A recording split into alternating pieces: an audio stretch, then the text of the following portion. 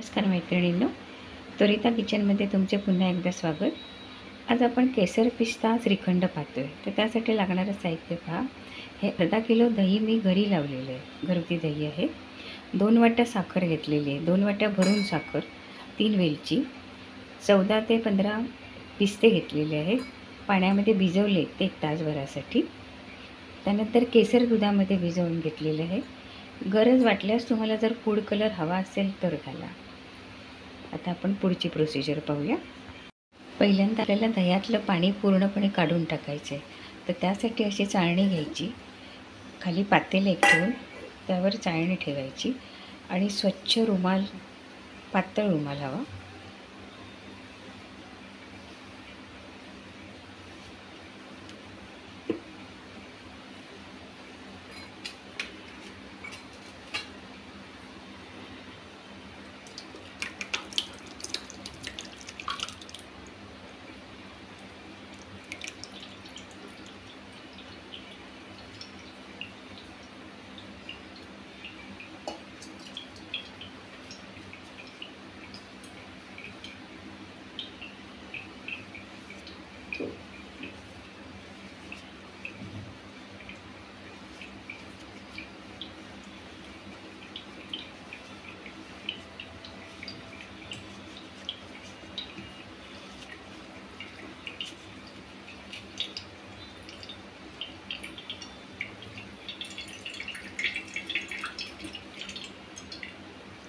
सगळं दह्यातलं पाणी हे पूर्णपणे निथळलं पाहिजे.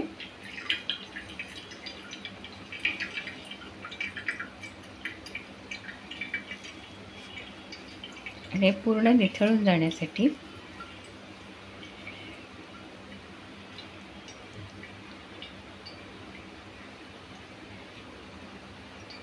या रुमालात हे दही असंच ठेवायचं. त्यावर अशी ताटली ठेवायची आणि त्याच्यावर असा जड खलबत्ता ठेवायचा, म्हणजे संपूर्ण पाणी जे आहे ते पूर्णपणे त्याचं निथळून जाणार. आता तुम्ही पाहू शकता आपलं दह्यातलं सगळं पाणी गेलेलं आहे निघून. ह्यात आपण चाळणीत ओतून घेऊया.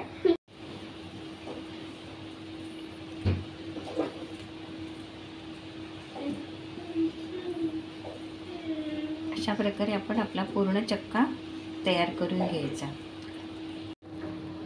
आपल्या चक्क्याचे तयार झालेले. आता यामध्ये आपण वाटलेला पिस्ता तो घालून घेऊ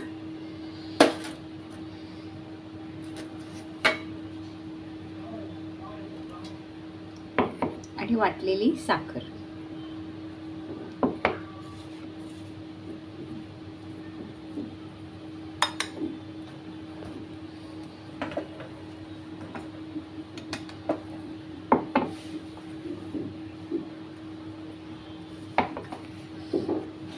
साखरेमध्येच मी वेलची पण वाटून घेतली आहे.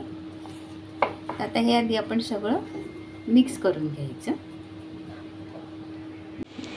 आपण आता चक्क्यामध्ये साखर, वेलची पूड आणि पिस्ता मिक्स केला आहे. आता आपण हे केशरयुक्त दूध आहे हे मिक्स करून घेऊ. अशा प्रकारे आपलं केशर पिस्ता श्रीखंड तयार आहे. व्हिडिओ आवडला असेल तर लाईक करा, सबस्क्राईब करा. नमस्कार.